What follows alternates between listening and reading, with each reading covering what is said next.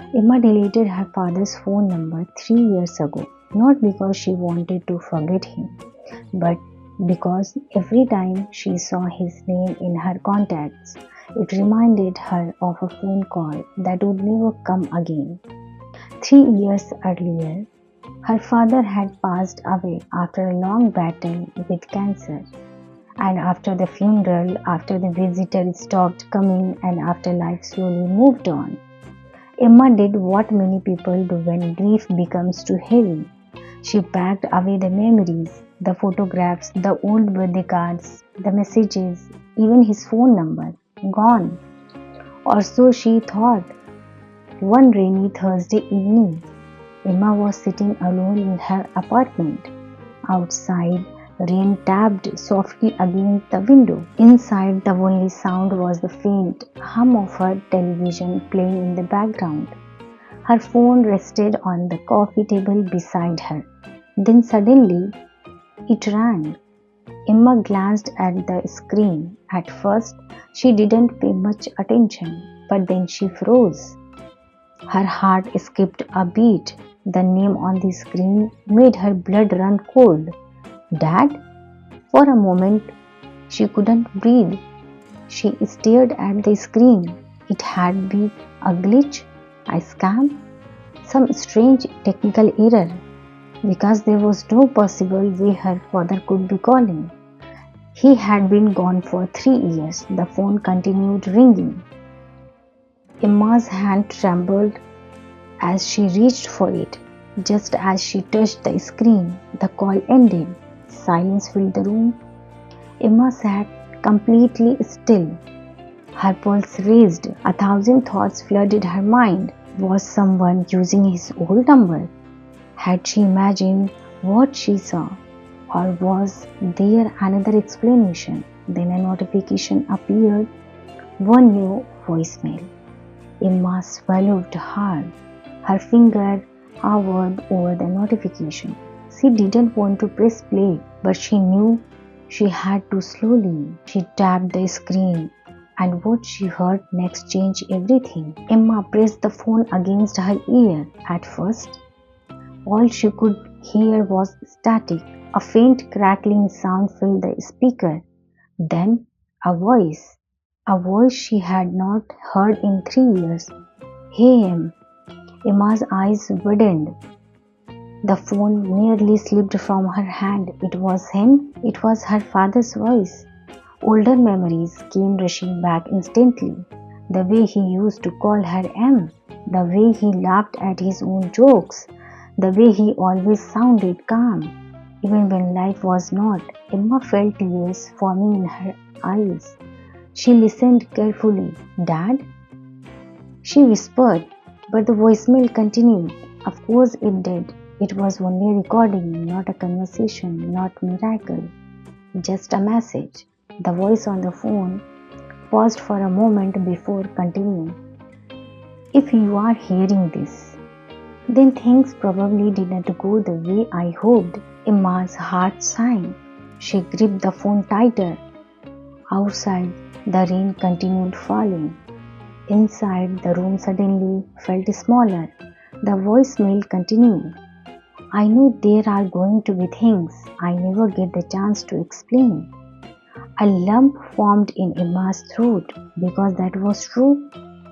There were so many questions she had carried for years, questions she never got to ask, questions that disappeared the day he died. The message was not long, but every word felt heavy. Every sentence felt important. Then the recording stopped. Just like that, silence. Emma stared at the screen. That was it. No explanation, no answer, just a few mysterious sentences. She played it again and again and again, each time hoping she had missed something, some clue, some hidden meaning. But the message remained the same, short, incomplete, frustrating, yet impossible to ignore. That night, Emma barely slept. Her mind kept replaying the voicemail. Why had it arrived now? Why not 3 years ago? Who sent it? And what exactly had her father wanted her to understand? The next morning, she decided she was not going to ignore it. She was going to find out the truth, no matter where it led. Emma spent the next few days trying to understand where the voicemail had come from. The number on the screen was her father's old number, the same number that had been disconnected years ago. What she thought, she called it back. No answer. Again, no answer. The line simply disconnected after a few seconds. The more she tried to understand it, the stranger it became. Finally, she contacted her mobile service provider. After several transfers and long waits, she managed to speak with someone who could access older records. The representative gave her an answer she was not expecting. The voicemail had not been recently recorded. It had existed for years. Emma sat upright. "What do you mean?" she asked. The representative explained that the message had been stored in an old backup archive. A technical migration had recently moved thousands of forgotten voicemail files from one system to another. Some of them had accidentally been delivered to active accounts, including hers. Emma thanked the representative and ended the call. For a moment, she simply stared at the wall. So the voicemail was not supernatural. It was not a mystery from beyond the grave. It was something much simpler, and somehow that made it even more emotional, because the voice was real, the message was real, and her father had recorded it himself years ago. But one question still remained. Why had he recorded it? The voicemail sounded unfinished, as if it were only part of a larger message. The question stayed with Emma all evening.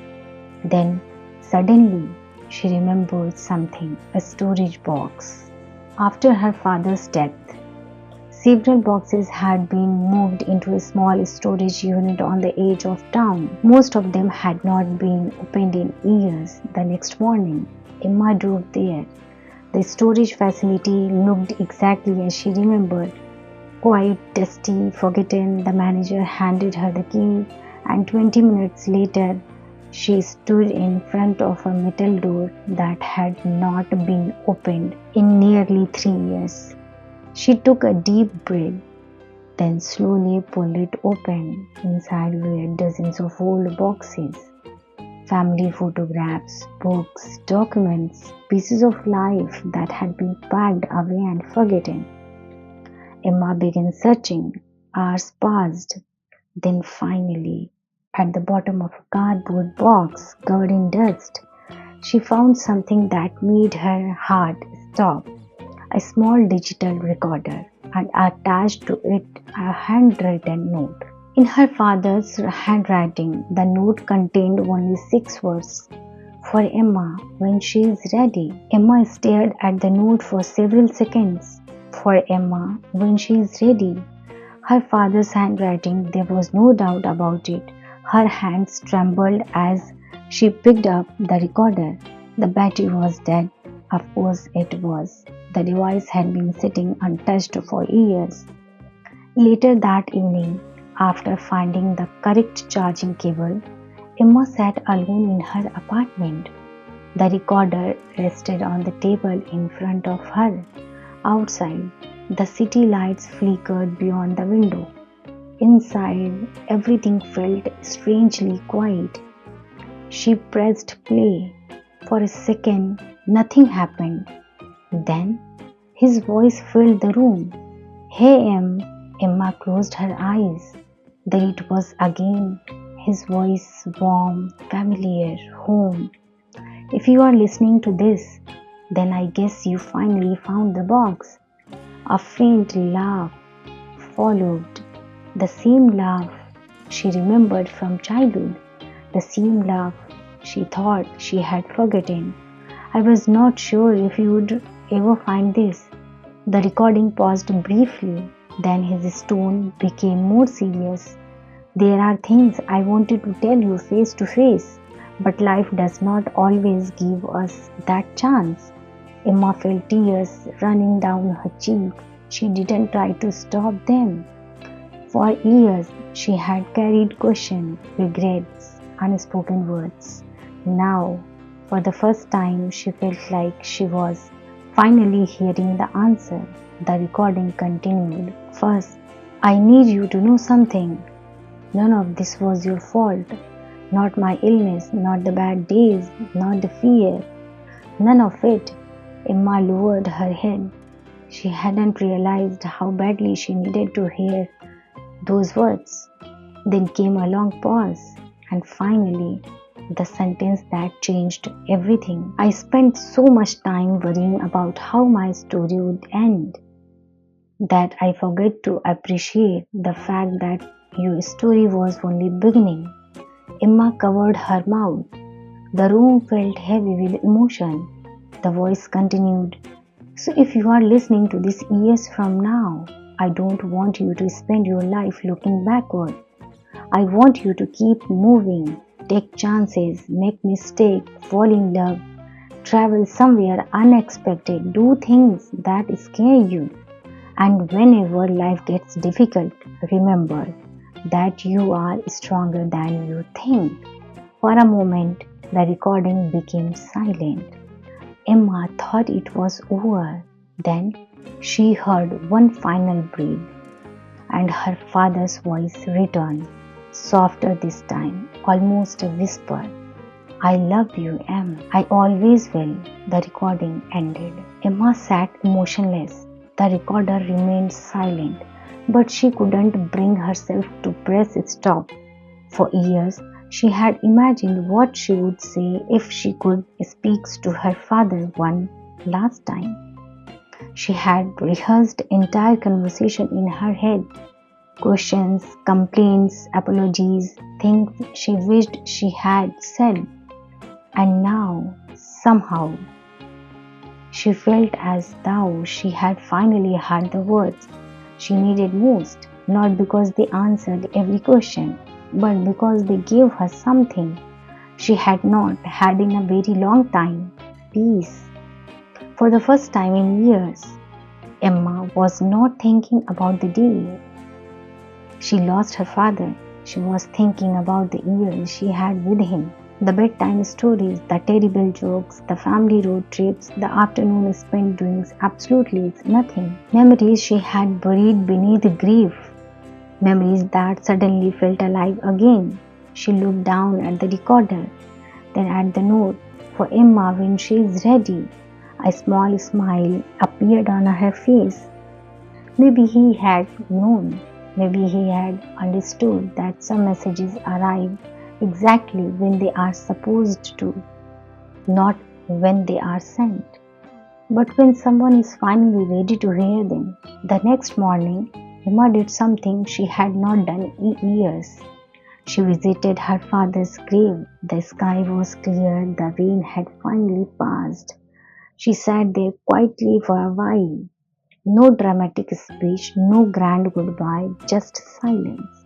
The comfortable kind, the kind that exists between people who no longer need to explain themselves.